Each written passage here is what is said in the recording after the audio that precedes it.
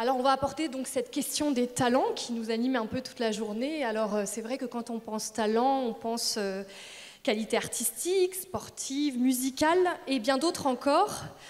Alors nous avons tous des talents, que nous en soyons conscients ou pas. Et ensemble, je vous propose de définir un peu ce qu'est le talent, puis de voir comment on peut les découvrir, parfois même les débusquer, et surtout comment les faire fructifier.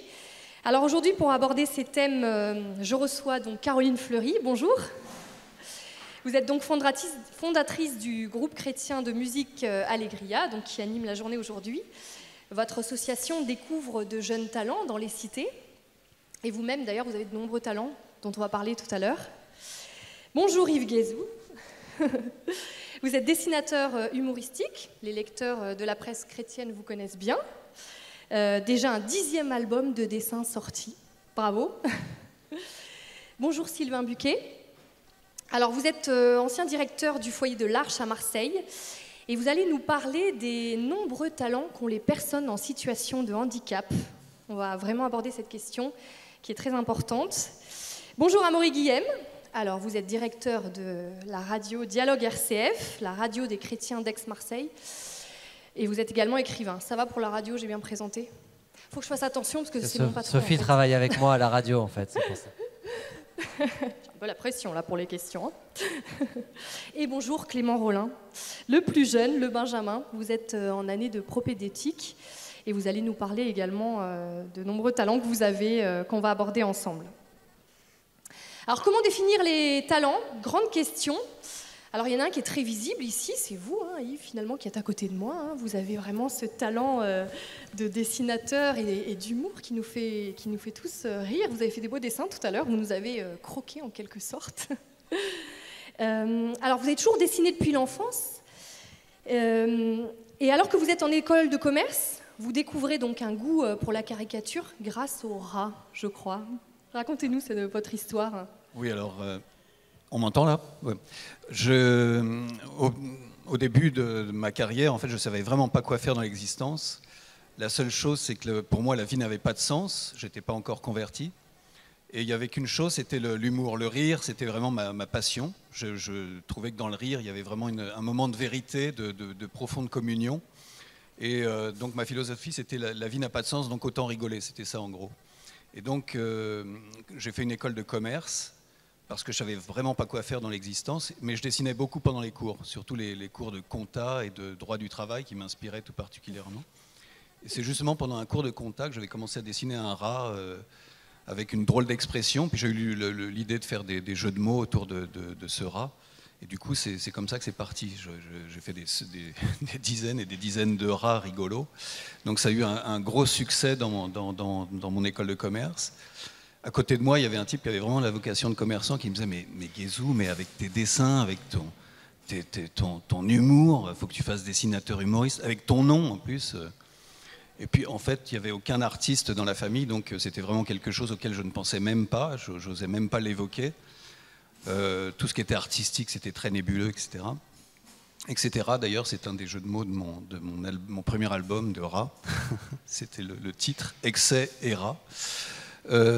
Et en fait, il a fallu, pour que mon talent vraiment s'épanouisse, que je passe par une descente aux enfers. Enfin, en sortant de mon école de commerce, j'ai vraiment commencé tout de suite à dessiner. Mon école m'a servi pour savoir vendre mes dessins ou taper.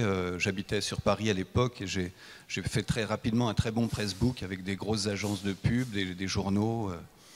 Et ce qu'il y a, c'est que j'avais toujours pas trouvé ce que je cherchais vraiment, parce qu'en fait, dans l'humour, il y a le mot spiritualité, et c'est vraiment ça que je recherche, c'est le spirituel, mais dans les deux sens du terme. Et j'avais vraiment une soif d'absolu qui n'était pas comblée, et il a fallu une descente aux enfers pour que ça se vérifie et que le Seigneur me ressuscite réellement, parce que j'étais très proche du suicide. Et c'est dans le Saint-Sacrement, devant le Saint-Sacrement, que j'ai senti sa présence et que tout a basculé. Et je suis passé vraiment du rire pour fuir une réalité au rire profond, à la vraie joie. Et le rire est devenu l'expression de la joie qui m'habitait, qui était cette complicité, cette vie en Christ, qui est devenue maintenant pour moi une façon de témoigner. L'humour est vraiment un instrument extraordinaire pour témoigner de la joie qui nous habite en tant que chrétiens, et le message qu'on a à dire au monde qui est très grand. Voilà, il y a beaucoup de solutions que les chrétiens peuvent apporter à cette morosité, à cette tristesse. Je suis en train de monopoliser le micro, excusez-moi. Et je voudrais juste rebondir sur une chose. Vous parlez de votre talent de dessinateur, mais j'ai vraiment l'impression, quand j'ai parlé avec chacun d'entre vous, qu'un talent ne vient jamais seul. Vous avez également des talents de comédien, à la radio notamment. Alors, juste 2 mots sur ce talent-là, puis après... Oui, ça fait partie de cette recherche d'humour. J'ai vraiment cherché l'humour dans toutes les dimensions. Je crois que si je n'avais pas fait du dessin, j'aurais fait du théâtre, effectivement. Et du coup, j'ai quand même allié le dessin en jouant sur la voix, sur le texte à la fois. C'est en décrivant un dessin, je décris le dessin d'une façon assez poussée. Parce qu'il y a plein de petits tiroirs dans mes dessins qu'on ne voit pas forcément, donc là je les fais tous apparaître par cette description, et en même temps je donne la voix des personnages. Voilà. Donc il y a une chronique qui est sortie sur les ondes, c'était sur Radio Ecclesia, il y a 52 chroniques, j'espère qu'elles passeront à RCF un jour. Ce serait... Le message est passé, je crois. Voilà. Alors Clément, je vais me tourner vers vous, le Benjamin de notre table ronde. Alors vous avez vraiment découvert au fur et à mesure beaucoup de talents en vous, un peu comme un archéologue, c'est ce que vous me disiez. Dites-nous un petit peu ces talents. Oui, donc moi ça fait quelques années que je me mets j'ai un talent qui est né, qui a été découvert en moi de designer graphique, ou faire des affiches, faire des dessins, faire de tout ce qui est dans la communication, et quelque chose que j'ai découvert. C'est pour ça que l'idée d'archéologue me plaît, parce que ça a été petit à petit que je l'ai trouvé. C'était toujours en moi. Je faisais aussi des dessins sur le côté de mes feuilles de cours quand j'étais plus jeune. Je ne suis pas très vieux, mais voilà, j'en fais encore aujourd'hui. Et il y avait ce désir de dessiner et ce désir de publier quelque chose. Quand j'étais en licence, j'avais un blog. Ça fait très, très, très jeune, attention. C'était pas un skyblog, mais c'était presque pire, où je publiais toutes les semaines une photo avec des textes, des phrases. Au début, c'était très violent, parce que moi non plus, j'étais pas converti. Et c'était des phrases un peu sur l'amorosité, l'absurdité de la société, de tout ce qui était triste, tout ce qui était ridicule chez l'humain, tout ce qui me choquait.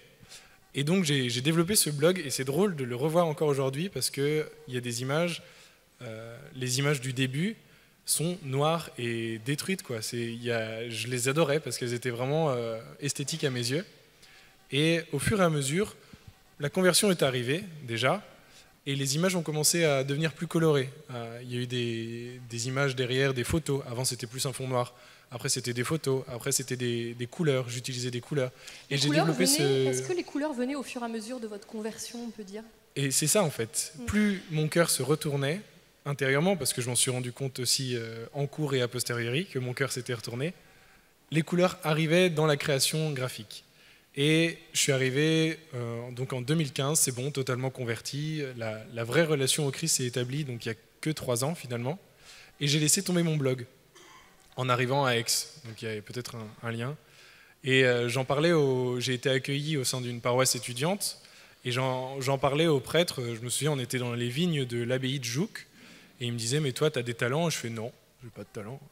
Je suis un plus trop, j'ai pas grand-chose à faire. Si, j'ai un blog où j'ai quelques abonnés, c'est rigolo, et je mets des photos quand j'ai envie, alors que j'en mettais plus. Et il m'a dit, mais on va pouvoir peut-être utiliser ce talent. Il ne me l'a pas dit comme ça, hein, mais c'était ce qui était derrière. Il a su tirer la petite qualité que j'avais, et m'a demandé de faire une affiche pour visiter Marseille. Je m'en souviens, c'est la première affiche que j'avais fait pour la paroisse étudiante. Pour visiter Marseille, il m'avait demandé des conseils de comment faire une affiche, etc. Et je l'avais fait. Et depuis, mais c'est littéralement des centaines d'affiches qui ont été faites, et toujours une avancée en progression, avec des choses beaucoup plus élaborées, structurées graphiquement, et jusqu'à un niveau professionnel. Il y a vraiment des gens qui ont fait des écoles de graphisme aujourd'hui qui me disent, mais on est au même niveau, quoi. On peut parler, on peut s'entendre, on peut travailler ensemble. Donc ça fait plaisir. Et ce même prêtre m'avait parlé programme, d'un concours qu'il avait trouvé sur Internet, d'un groupe de dominicains qui cherchait un logo pour un groupe de réflexion, d'études internationales. Et je me suis dit, mais pourquoi pas faire le concours, au moins je me plante et au moins c'est comme ça. Et finalement, ils m'ont rappelé, ils m'ont dit, c'est votre logo qu'on veut. Et j'ai été pris alors que je m'y attendais vraiment pas. C'est-à-dire qu'il y a une vraie reconnaissance. Et donc le talent que j'avais, qui au début était personnel, c'était moi dans ma chambre, je fais ma petite affiche, je me plains du monde, etc. C'est ouvert à partir du moment où quelqu'un m'a fait confiance, où quelqu'un m'a dit, mais en fait, tu as vraiment quelque chose à développer, essaye d'aller plus loin que juste le petit truc qui te fait plaisir à toi, et regarde le fruit que ça peut porter. Et donc c'est vrai qu'aujourd'hui, je ne crée plus pour moi tout seul, c'est vraiment toujours dans un but où, bon, il y a des créations gratuites toujours, mais c'est toujours dans une optique de partager. C'est une optique de communiquer quelque chose. Donc c'est pour ça, cette passion, ce talent de la communication, il ne vient pas de nulle part finalement. Il était là sous-jacent et il a été révélé. C'est ce que fait l'archéologue, hein. Il va prendre son petit pinceau doucement et il va révéler, il va exhumer quelque chose qui était là déjà, mais qu'on ne voyait pas. Et maintenant, c'est une vraie joie de pouvoir faire ça. C'est un talent totalement déployé et qui appelle à se déployer encore pour après. Et Caroline, je vous le dis, il a aussi des talents de chanteur. Il ne le dit pas, mais il a aussi des talents de chanteur. Un petit peu. Justement, vous animez également oui, des messes, de l'animation liturgique. Et là aussi, moi je ne connaissais pas ma voix il y a 3 ans. Et pareil, on était 2 animateurs pour la paroisse étudiante. Un jour, il n'y a eu plus d'animateurs. Et je me suis retrouvé à animer une messe alors que je n'avais jamais fait ça. Et pareil, là, il y a eu un vrai talent qui s'est révélé, quoi, parce que je n'avais jamais osé faire le pas. J'étais timide, je ne voulais pas chanter, etc. Mais ma voix tenait le coup et les gens suivaient. Et donc je ne dis pas que je suis le meilleur des animateurs de messe, mais il y a ce talent qui était là et qui a été révélé pour la communauté. Tout seul, je ne l'aurais pas trouvé en chantant sous la douche. Il a été mis à disposition. D'accord. Parce que vous chantiez sous la douche, donc. Aussi. Alors, Sylvain Buquet, je vais me tourner vers vous. Donc, vous avez vécu pendant 18 ans dans la communauté de l'Arche. Vous avez été responsable d'un accueil de jour pendant 8 ans. Et vous connaissez donc bien le handicap. Est-ce que vous pouvez nous parler de ces talents qu'ont les personnes en situation de handicap ? De fait, j'ai eu la chance de passer 18 ans dans cette belle communauté de l'Arche de Jean Vanier. Les talents, et donc côtoyer ces personnes en situation de handicap mental, qui de fait ont... Ce que j'ai pu découvrir, c'est que ce sont nos maîtres en relation. Voilà, ce ont été mes maîtres en relation. Pourquoi ? Parce qu'elles ont cette capacité. Vous savez, c'est Jean Vanier qui parle du cri du pauvre, voilà, du cri puissant du pauvre qui nous convoque à la relation. Voilà. Et de fait, moi, à 18 ans, un peu par hasard, je suis passé dans une communauté de l'Arche à Rennes. Et j'ai été convoqué à la relation par Yasmina, personne en situation de handicap, en fauteuil, voilà, qui avait les yeux de travers, qui était a priori pas très belle aux yeux du monde, voilà, et qui m'a convoqué et qui allait réveiller, qui allait chercher, réveiller ce qui était peut-être endormi en moi, qui allait puiser l'eau qui est là. Jean Vanier parle aussi beaucoup d'Eti Ilsoum. Et Eti Ilsoum, cette jeune femme juive, elle évoque ce puits là qu'on a tous, avec l'eau vive au fond, et puis ces pierres qui obstruent souvent cette eau vive là. Je trouve que les personnes avec handicap sont un peu les dynamiteurs de ces pierres, voilà, qui peuvent obstruer cette eau vive. Donc moi j'ai fait cette expérience avec d'arriver à 18 ans un peu par hasard suite à un échec au concours de médecine, donc pas forcément dans une situation très talentueuse. Et Yasmina et d'autres, et Dédé et Jean-Claude m'ont dit « Pétard, Sylvain, t'es quelqu'un de bien. On a besoin de toi. » Voilà, c'est ça, cette dynamite simple, toute bête, mais qui nous remet debout et puis surtout qui va nous remettre voilà, en relation, qui nous dit qu'on est quelqu'un de bien.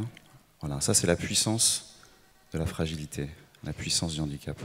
Il y a un vrai sens de la vie, un sens de la joie, je pense, chez les personnes en situation de handicap.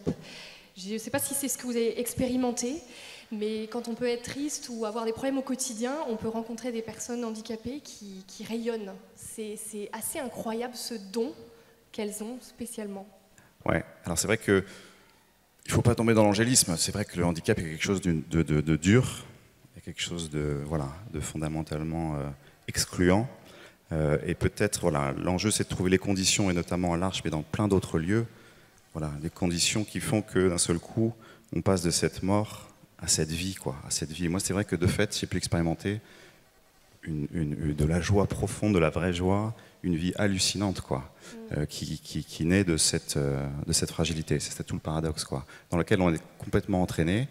Et un autre talent, peut-être, de ces personnes, c'est justement la capacité à faire communauté autour, quoi, à créer communion, quoi. Et on voit l'énergie. Moi, j'ai pu voir à Lyon, puis à l'Arche à Marseille, et puis maintenant dans d'autres projets, cette réalité de collectifs qui se rassemblent, de personnes qui s'engagent, et voilà, et cette puissance en fait du tout petit qui fait communion autour de lui, voilà, et on expérimente la joie, le pardon, une vie, quoi. Et Caroline, je me posais une question, elle est pour vous là, une question un peu plus difficile. Si le talent n'existait pas en fait, si c'était juste l'envie d'avoir envie de faire quelque chose, qu'est-ce que vous en pensez? Est-ce que c'est inné, c'est acquis? Je trouve ça intéressant déjà d'élargir. C'est-à-dire que là, on a commencé par parler des talents artistiques. Et pour moi, c'est vrai que la question du talent, ça parle de l'identité de la personne. Donc on pourrait même l'omettre en disant « mais qui es-tu » Et j'aime beaucoup ce que dit Sylvain quand il va chercher ailleurs finalement ce que l'autre déclenche en fait. Et on n'est pas tout seul avec nous-mêmes dans notre talent et on n'est pas tout seul dans notre histoire. Et l'autre me permet d'avancer vers moi ou de ne pas avancer vers moi d'ailleurs. Donc je ne sais pas si je réponds à ta question sur est-ce que ça existe ou est-ce que ça n'existe pas, je n'ai pas la réponse.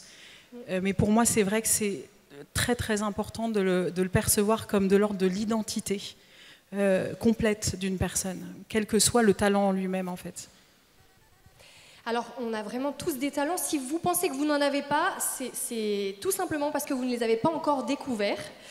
D'ailleurs, des personnes de votre entourage peuvent vous aider à en prendre conscience. Alors Clément, vous, dans votre parcours, ce sont des prêtres qui se sont révélés de véritables révélateurs de talents. Des prêtres ou des amis. Ou vraiment, ceux qui vont arriver vers moi, ils vont me dire, mais on suit en fait, on te suit. Quand tu fais ça, on te suit, on te soutient et on t'aide à avancer sur ça. Il n'y a pas que des prêtres. Hein. Il y a vraiment l'entourage. C'est vraiment l'entourage qui va nous aider à avancer, qui va nous aider à exhumer tout ça. Et également, ils vous ont aidé, certains prêtres, à mettre un peu de l'ordre dans tous ces talents, parce que finalement, vous découvrez des talents, ça vous fait plaisir au début, mais finalement, vous ne savez pas très bien comment les mettre en perspective pour votre avenir. Mais ça me fait penser à... il y a 2 ans, j'avais fait une retraite spirituelle et je me suis retrouvé au milieu en faisant la liste de tous les trucs que je savais faire. Donc il y avait le graphisme, il y avait parler en public, ça j'aimais bien, il y avait le droit parce que je faisais des études de droit, il y avait les quiches lorraines parce que je fais très bien les quiches lorraines. Il y avait tout ça, bon, il y avait des trucs aussi un peu plus sérieux. Il y avait énormément de choses. Je fais aussi du guidage de la ville de Rome, il y a plein de choses que je sais faire. Et j'étais là à 21 ans, j'avais fait cette liste et je me dis, et à quoi ça sert tout ça? À quoi ça sert? Qu'est-ce que je vais faire avec ça? Un peu comme un jongleur qui aurait mis toutes ses balles en l'air et qui serait en mode et maintenant je fais quoi? Donc j'en ai parlé à un prêtre en disant mais je fais quoi? Et il n'a rien répondu vraiment pendant 10 minutes. Donc j'ai eu envie de le baffer, vraiment. Mais vraiment. J'espère qu'il n'est pas dans la salle. Il est dans la salle peut-être, je sais pas. Il est peut-être dans la salle. Et vraiment c'était le silence qu'il me fallait aussi. Et après il a utilisé une image qui m'a beaucoup parlé, celle d'un tableau. Celle d'une composition picturale qui va utiliser des millions de touches de peinture, des millions de peintures et de couleurs différentes pour former quelque chose d'harmonieux. Et que ma vie, que moi je voyais en chaos, parce que je la voyais en petits bouts, était finalement quelque chose qui était un grand tout, quelque chose qui était moi, qui était mon identité, comme tu disais, et c'était ce qui me composait. Donc cette difficulté de « je sais faire plein de trucs, mais je ne vois pas à quoi ça sert », finalement, on n'a pas à savoir à quoi ça sert, on n'a pas à être dans chaque truc, à voir son utilité tout de suite. On a à l'accueillir et à le faire fructifier gratuitement. Il faut parfois laisser le temps, c'est ce que vous voulez nous dire. C'est ça, et surtout laisser la gratuité du talent. Alors Sylvain Buquet, je repense au talent des personnes handicapées. Quand on voit notre société qui prône quand même la performance, la rentabilité, pour des personnes en situation de handicap, c'est un vrai challenge de découvrir leur talent, non? Ouais, pour nous aussi. Pour nous aussi. Enfin, j'allais dire que dans ce monde qui va vite, où il faut être, où il faut être fort, etc., l'enjeu il est aussi pour nous de se dire, mais pétard, qui je suis, quoi.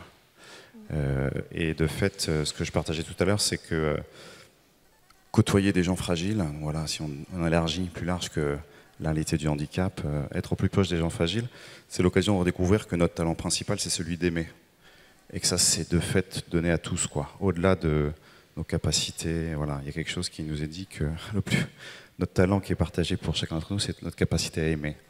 Voilà. Et donc, les personnes fragiles, moi, je nous invite à se pencher près. Elles ont ce talent-là, d'aller chercher justement chez nous notre capacité à être charitable. Alors, Amaury, je me tourne vers vous, il faut quand même que j'interroge mon patron. Alors, donc, Amaury, vous êtes marié, père de 5 filles. Il y a 6 ans, vous avez quitté votre petit confort à Bayonne pour aller vous installer dans les quartiers nord de Marseille avec toute votre famille. Bon, vous aviez 3 enfants à ce moment-là. Pendant 3 ans, vous avez habité dans une cité HLM et vous avez pris la tête d'une des antennes du Rocher, une association qui s'implique dans les quartiers. Vous pouvez juste nous rappeler en 2 mots les actions principales du Rocher ?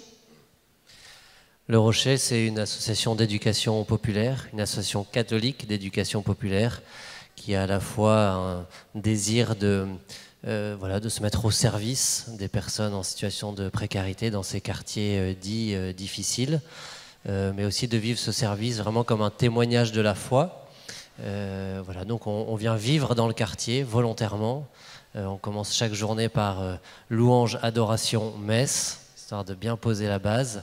Puis après, une fois qu'on a fait le plein du Seigneur, on part en mission en lui demandant de se servir de nous comme il lui plaira. Voilà, c'est vraiment action, mais sous le regard du Seigneur et pour sa gloire. Mais pourquoi avoir décidé de tout quitter comme ça avec votre famille? Quelle mouche vous a piqué? Parce qu'on était heureux, mais pas comblés. Il nous manquait quelque chose c'est sûr que j'étais journaliste en CDI à Bayonne. Bayonne, c'est super, il y a la mer, la montagne, les tapas pas loin, le surf, il n'y a pas de délinquance, pas de papier par terre, enfin, parfait. Et en fait, on se sentait qu'il nous manquait quelque chose à notre vie. Et on était très attirés par cette question, de ce qui se vivait dans ces quartiers souvent pointés du doigt, concentrés de précarité, la montée de l'islam radical, plein de choses qu'on entendait partout. Et forcément, en étant à Bayonne, dans la ville des bisounours, on avait un peu l'impression d'être à côté de la plaque. Et voilà, clairement, c'était un appel du Seigneur, parce que c'était dans la prière qu'on a vraiment entendu petit à petit cet appel à lâcher effectivement ce qui était notre confort à ce moment-là, pour dire oui pour la mission. Et voilà. Et ce qui est très beau, c'est que j'ai jamais été éducateur de rue, j'avais absolument aucun talent pour le travail social, et de fait, j'ai sûrement fait plein de boulettes, mais c'était un appel du Seigneur, et du coup, pendant tout ce temps de mission, il y a eu des passages très durs, des choses où vraiment on se sentait impuissant, complètement dépassé par ce qu'on vivait, mais on avait dit oui à l'appel du Seigneur, et du coup, on a eu cette certitude d'être là où il fallait qu'on soit. Pourtant on n'était sûrement pas les meilleurs pour être là où on était, mais voilà, c'était le Seigneur qui nous avait appelés, et puis on essayait de répondre oui. Plein de fois, moi j'ai voulu partir en courant, mais ma femme était beaucoup plus solide. Et vous avez d'ailleurs ensuite raconté votre histoire dans un livre. Justement, on va parler de ce talent à raconter des histoires, une vraie prédisposition à écrire, à raconter avec force ce que vous avez vécu. Alors au début, vous ne vouliez pas trop vous en servir de ce talent, vous ne vous sentiez pas très légitime à pouvoir raconter ça? Non, c'était pas du tout le but de cette mission. Le but de cette mission, c'était justement, j'avais été journaliste pendant 8 ans, et du coup, ça avait fini par être très pénible pour moi, parce que les journalistes ont cette capacité à juger ce que font les autres, que je trouve parfaitement irritable, et du coup à distribuer des points. Et donc j'en avais marre de distribuer des points dans mon travail de journaliste, en étant en permanence spectateur de ce que faisaient les autres. Et cet appel pour la mission, il a grandi aussi comme ça. C'est-à-dire, à un moment, j'en avais marre de ce travail et je voulais faire moi-même, quoi. plonger moi-même dans cette réalité. Et puis voilà. Et donc revenir à l'écriture, effectivement, n'était pas du tout quelque chose qui m'attirait a priori. C'était pas pour ça que j'étais venu. Ça a été une demande d'un éditeur. Voilà, c'est relation. Donc on a accueilli cette demande. Au début, on a dit non, effectivement, parce qu'on voulait pas, en plus, donner l'impression d'instrumentaliser ce qu'on était en train de vivre, en gros, pour se faire mousser sur la vie de la cité, ce qu'on était en train de vivre avec les habitants. Voilà. Et donc au début, on a dit non. Et puis après, pareil, de la même façon que cet appel pour le Rocher avait grandi dans la prière, et ben dans la prière aussi, l'un et l'autre, c'était toujours partagé. Hein, et ça. C'était très beau aussi, en couple, pas forcément à la même vitesse ou au même moment, mais senti cet appel peut-être à répondre oui pour ça aussi, en se disant peut-être qu'effectivement il y a une capacité à raconter, je ne sais pas, mais en tout cas que peut-être c'était un appel dans l'appel, pour reprendre l'expression de Mère Teresa. On était dans la mission et puis peut-être il y avait un appel supplémentaire pour nous qui était de la partager par ce biais-là. Et donc c'est ce à quoi on s'est essayé. Et vraiment en disant au Seigneur, ok, mais tu t'en sers, quoi. Nous, on ne sait pas. Donc voilà, sers-en toi comme tu veux, comme tu jugeras bon. Et si ça peut susciter des appels pour la mission, eh ben gloire à Dieu. Et voilà, on a vraiment voulu le vivre comme ça. Et puis aujourd'hui, quelques années après, on est très heureux parce qu'on a eu depuis beaucoup de témoignages et effectivement de gens qui ont été à l'écoute et répondu oui à un appel missionnaire, alors que ce soit au Rocher, à la Maison Bernadette à Marseille, dans un engagement dans une paroisse, dans les parcours alpha, enfin plein de choses très différentes, mais suite à la lecture du bouquin, donc gloire à Dieu. Alors Caroline, grâce à l'association Allegria, vous aidez donc des jeunes de banlieue à découvrir leurs talents, mais c'est difficile car c'est vrai qu'ils sont fragiles, parfois en situation d'échec, et ils n'ont pas toujours conscience de leurs talents. Effectivement, mais en fait, je remets les choses dans le bon sens, c'est-à-dire qu'en fait, je suis allée rencontrer ces jeunes parce que moi-même, j'ai été dans une situation d'échec. Qu'en rencontrant ces jeunes-là, je m'autorisais moi-même à me confronter à mes sentiments d'échec, à mes difficultés, et notamment à trouver ma place. Voilà, c'est quelque chose qui était pour moi depuis très très longtemps présent. Et du coup, finalement, dans le chemin qui était le mien, où il y avait beaucoup de routes tracées, je me confrontais à des gens qui me renvoyaient quelque chose où moi-même, ça me renvoyait soit de l'exclusion, soit de la différence, soit de la difficulté, enfin, peut-être aussi de la confusion. Et en fait, le cadeau que j'ai eu, c'est de voir, lors d'un forum, des jeunes de Bondy Nord, du Rocher, qui avaient participé à pas mal de missions du Rocher, qui avaient été traînés là, qui étaient très très contents d'être là parce que c'était une occasion de fête pour eux, de partir de chez eux. Ils s'emmerdaient comme des rats morts, pour faire un petit jeu de mots avec Etse et rat. Et en fait, ils étaient présents pendant ce truc-là, à se demander ce qu'ils foutaient là. Je pense que moi, à un endroit, je me posais la même question. Je pense qu'il y a eu reconnaissance mutuelle.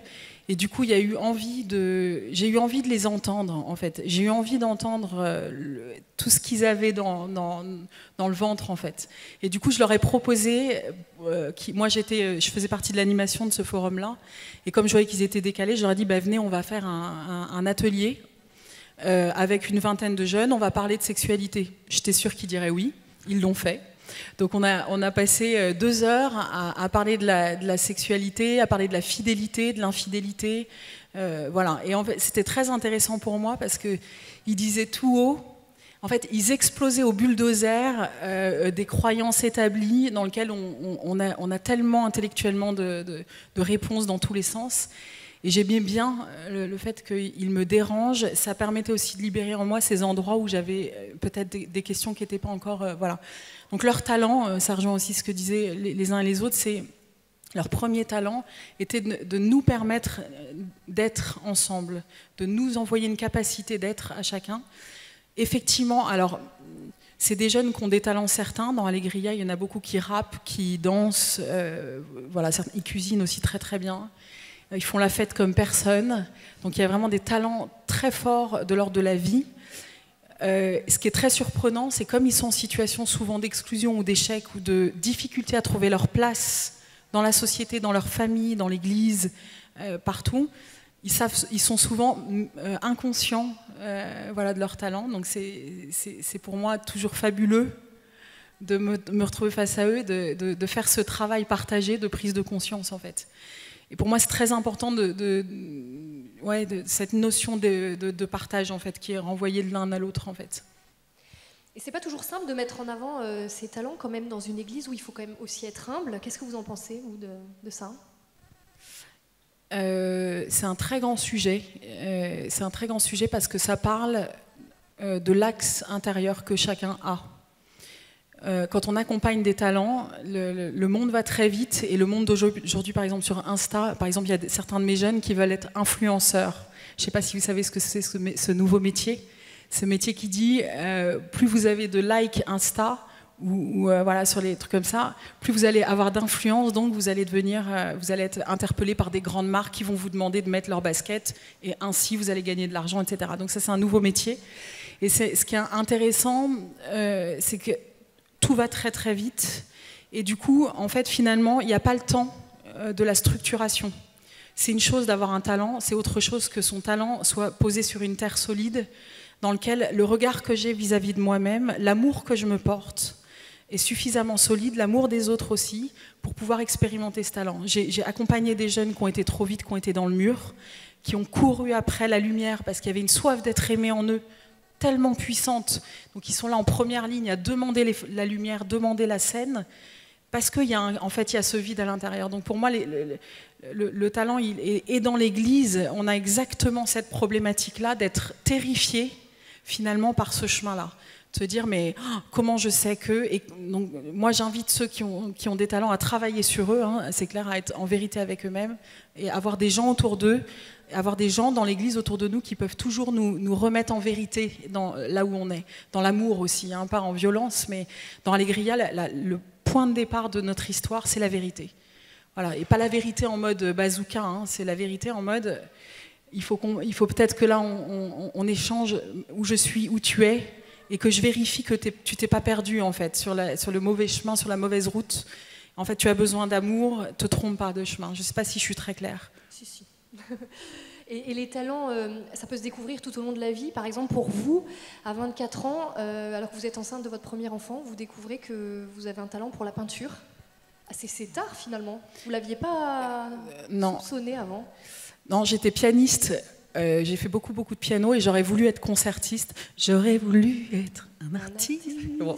Et en fait, voilà, l'histoire a voulu que j'étais tellement tétanisée par les examens que quand j'arrivais en examen de piano, j'avais blackout, donc c'est très compliqué. J'étais très intimidée. C'est-à-dire pour moi, l'art était un lieu nécessaire parce que j'y vivais une expression de quelque chose, mais je voulais pas que les gens me voient à cet endroit-là. Et à 24 ans, j'allais très mal et j'étais effectivement enceinte de mon premier et par des copains qui m'ont proposé de dessiner. En fait, au bout d'une semaine, ils m'ont dit, écoute, il y a un talent incroyable qui est là, donc grande bénédiction de Dieu. La bénédiction que j'ai eue au-delà du talent, c'est que c'est comme si j'avais sorti la tête de l'eau, respiration, et j'avais un objectif tout d'un coup. Donc là, la peinture, ça a été un tiré des eaux de la part de Dieu pour moi, de dire, mais tu as quelque chose qui est là et qui vient te chercher dans ta part de vie, même quand tu es à un endroit où il y a moins de vie, en fait. Et donc, c'était un espèce de début de phare dans mon chemin. Alors, une fois qu'on a découvert ces talents, il ne reste plus qu'à s'en servir, finalement. Alors, justement, on est un peu des intendants des talents que Dieu nous a confiés. On dirait que, comme si Dieu, en quelque sorte, avait investi, est-ce que vous pensez qu'il attend un retour sur investissement? Je sais que c'est un langage un petit peu, du domaine de l'entreprise, mais est-ce que, justement, on doit avoir la collaboration de Dieu pour, justement, faire fructifier ces talents? Alors, on a eu une discussion à table avec quelqu'un qui m'a posé une question très intéressante sur, justement, cette parabole des talents. Il disait, mais... je ne comprends pas pourquoi le mec en a le moins, finalement, Dieu est fâché après lui, du fait qu'il ait eu peur. Et moi, je trouve ça intéressant, c'est qu'en fait, je lui disais, ça c'est mon regard, moi qui ai beaucoup de talent artistique, c'est une charge aussi, c'est pas qu'une facilité, c'est aussi une charge. Je sais que ça peut choquer d'entendre ça, mais peu importe. Finalement, ce que j'ai envie de renvoyer, c'est la responsabilité de chacun. Et ce que j'aime dans ce passage, c'est que le Christ, Il n'est pas en train de dire, bon, bah, toi, tu avais moins de talent, donc je te mets de côté, ça compte pas, en fait. Si toi, tu développes pas ton talent, puisque tu n'en as qu'un. En fait, le Seigneur, il regarde chacun dans sa dimension entière. Il dit, mais tu es responsable de ta vie. Que tu aies 1000 talents ou un talent, si tu ne regardes pas à l'intérieur de toi ce que j'ai déposé, que tu t'en occupes pas, que ce soit petit ou grand, finalement, je suis fâchée que tu te mettes à un endroit de soit de te sentir dans l'injustice, soit d'être un peu victime, soit de ci ou ça. Ça va être la même chose pour ceux qui en ont beaucoup. Et ce que j'aime, ça rejoint ce que tu dis, c'est qu'on est chacun responsable, petit ou grand talent, peu importe, en fait, d'être collaborateur, c'est tout. Et Dieu, il nous attend debout en face de lui. Il y a Sylvain tout à l'heure qui voulait réagir. Vous vouliez réagir? Ouais, faut que je reprenne le fil. Non, ce que je veux dire par rapport à peut-être, c'est... on n'a pas besoin d'être dans une situation de grande dépendance pour dire aux autres « j'ai besoin de toi ». Voilà. Et souvent, quand un besoin croise un talent, peut naître une vocation. Et ça, c'est notre mission peut-être de chrétien, c'est de savoir dire aux autres, même si on n'est pas en situation de grande dépendance, « j'ai besoin de toi ». Toi, mon voisin, toi, mon collègue, toi, ma femme, toi, j'ai besoin de toi. Et c'est cet appel qui permet à l'autre de se mettre en lumière, de se révéler, voilà, et peut-être de trouver sa vocation. Voilà. Donc c'était juste ce petit point que je voulais partager. Et Amaury, donc Dieu attend notre collaboration pour faire fructifier les talents? Oui, enfin, je sais pas. Non, je voulais juste compléter en disant... je crois que ce qui est important, c'est dans quelle mesure, et ça rejoint un peu ce que tu dis Sylvain, quand on fait telle chose ou telle chose, dans quelle mesure on répond à un appel du Seigneur. Enfin, je sais pas, moi je l'ai dit tout à l'heure, j'avais jamais fait de travail social, j'avais jamais parlé à un jeune qui trafiquait de la drogue, et d'ailleurs j'avais peur quand je le faisais dans les idées, bon bref. Mais est-ce qu'on répond à un appel, effectivement, et alors parfois ça peut être dans la prière, parfois ça peut être à travers des personnes aussi qui nous entourent et qu'il faut peut-être savoir accueillir comme des petits signes, des petits clins d'yeux justement où le Seigneur nous dit mais peut-être que je t'attends là. Je vais vous faire une confidence puisqu'on est en famille, on n'est pas trop nombreux, ça va. Voilà, on n'est pas nombreux là. Non mais l'année dernière, enfin il y a moins d'un an, on me propose de reprendre cette radio donc RCF sur Aix-Marseille. Franchement, j'y suis pas allé en courant. Et en même temps, il y a un beau challenge, mais c'est beaucoup de défis aussi. C'est beaucoup de nuits où je dors pas très bien parce que enfin bref. Et en même temps, il y a un appel qui est venu d'un côté, et puis qui a été confirmé par un autre. Et puis voilà, à chaque fois, je dis non, il faut que j'aille demander à quelqu'un d'autre un conseil qui va me dire en fait non, n'y va pas. Et puis j'allais tout le temps demander conseil des gens, et à chaque fois, ils me disaient mais si, vas-y pour telle ou telle raison. Et en fait, au bout d'un moment, je me suis dit, bon, peut-être que si je dis non, c'est moi qui vais dire non, alors que peut-être le Seigneur m'attendait là, et peut-être qu'il serait un peu fâché. En tout cas, il va pas m'en vouloir à moi, mais il va me dire, peut-être tu aurais été, voilà, il y avait un petit bout de chemin que tu pouvais parcourir là. Enfin, je sais pas, et je sais toujours pas à l'heure où je parle si j'ai bien fait de dire oui ou pas, mais en tout cas, voilà, je me suis retrouvé quand même à un moment entouré de personnes à qui je demandais des conseils. On perspire aussi, je pense que c'est important justement pour avoir des personnes à qui on peut vraiment se confier et qui peuvent nous apporter un éclairage. À un moment, il faut prendre une décision. Et voilà, en espérant effectivement dans la foi que ça puisse être une façon de collaborer à l'œuvre de Dieu. Parce que oui, du coup, pour répondre à votre question, à ta question, on n'est pas obligé de faire semblant de ce que vous voyez. Moi, je te le vois. Oui, je pense que Dieu attend de nous, et c'est ça qui est très beau et en même temps qui est mystérieux. Enfin, si Dieu n'avait pas eu besoin de nous, il ne nous aurait pas créés, parce que franchement, je pense que ça lui aurait évité beaucoup de soucis. Donc s'il l'a fait malgré tout, c'est qu'il attend quelque chose de nous. C'est très mystérieux, en même temps c'est très touchant. Voilà, donc oui, je pense que Dieu a un appel pour chacun de nous, qui est peut-être un appel définitif à un moment pour une vie. Peut-être que dans une vie, on va avoir plusieurs petits appels successifs, on a chacun des chemins de vie différents, et que c'est important de pouvoir être accompagné dans le discernement de ces appels qui peuvent être semés au fur et à mesure du chemin. Donc est-ce que les talents sont forcément à mettre au service des autres? Est-ce que justement on perd une dimension? Oula, je sens que tu n'aimes pas ma question. Je la reformule. Est-ce que justement on perd une dimension quand on les garde pour soi? Est-ce qu'on doit forcément justement les mettre au service des autres? Ouais, c'est une bonne question. Ça parle aussi un tout petit peu de se donner. c'est une phrase qu'on entend beaucoup dans l'église. Je me demande toujours ce qu'on a à donner aux autres quand on ne reçoit rien pour soi. Je me demande aussi toujours comment on arrive à prendre soin des autres si on ne prend pas soin de soi. Enfin, moi, dans ma vie, dans mon expérience personnelle, je m'aperçois que c'est une théorie que je connais bien. Hein. J'ai été, j'allais dire, assez matraquée avec cet appel à me donner corps et âme, et parfois au-delà même de mes limites. Et moi, ça m'envoie vraiment, effectivement, je pense que s'il n'y a pas notre terre intérieure qui est irriguée et dont on prend soin, et dont on est maître, entre guillemets, ça ne veut pas dire que ce n'est pas perméable au don de soi, etc. Mais le mouvement pour moi et le commandement de Dieu, il est bien celui qui dit « aime ton prochain comme toi-même ». Et je trouve qu'on entend souvent « aime ton prochain », on oublie un tout petit peu le « comme toi-même ». Et c'est clair que si on ne s'aime pas soi-même, si on ne prend pas soin, à un moment donné, son talent, il va sonner creux, parce que c'est comme s'il sera dépersonnalisé, en fait. Et donc, pour moi, le travail de Dieu en nous, il ne peut pas être en dehors de ce chemin, de cette culture intérieure, en fait.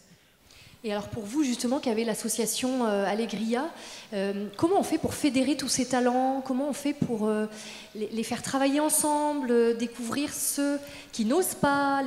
Comment on fédère? Parce que c'est aussi une chose de découvrir ces talents, puis après, pour les faire fructifier, il faut pouvoir les mettre ensemble aussi. Ben, on s'engueule beaucoup, pour commencer. On se réconcilie après, j'espère? On se réconcilie beaucoup, ça prend parfois beaucoup de temps. Et puis on comprend aussi que, en fait, on n'est pas là pour faire fructifier des talents, mais on est là pour s'aimer, pour vivre ensemble au tempo de la personne. Ça, c'est un très grand enjeu pour des personnes qui managent, entre guillemets, d'autres talents. Et donc, en fait, on a plein de projets, puis on s'aperçoit qu'en fait, c'est trop tôt, que c'est trop tôt, c'est trop tôt, c'est trop tôt, qu'il faut que ça mûrisse, qu'il faut qu'on passe plus de temps à faire la fête ensemble. Et en fait, le talent... en lui-même, et d'ailleurs tous les artistes le diront, si on n'est pas bien quelque part, si on n'a pas un contexte qui le permet, le talent il ne sert à rien du tout, et voire même il se bloque, la fameuse histoire de la feuille blanche. Et du coup ça parle vraiment de capacité d'aimer. Est-ce que je suis suffisamment aimée pour que mon talent puisse sortir et s'exprimer? C'est vraiment une vraie découverte de foi, de découvrir ses talents finalement. Il y a un vrai chemin de foi. Vous diriez? Je dirais. C'est très, très conceptuel pour moi cette phrase en fait. Le réel, il me semble. Peut-être faudrait le reformuler d'une autre façon, peut-être Sylvain. Non, mais peut-être c'est vrai que cette idée d'aller savoir connaître ses talents et quelque chose, c'est de se connaître, se découvrir, aller au cœur, aller chercher la petite flamme, et en allant au cœur, à l'essentiel, forcément on touche Dieu. Voilà, quand on est sur l'essentiel, on est proche de Dieu, quoi. Donc de fait, c'est un chemin de foi, d'aller puiser, d'aller chercher quelle est cette petite flamme qu'on a tous là. Moi, je réagis juste sur ce que tu disais, Caroline.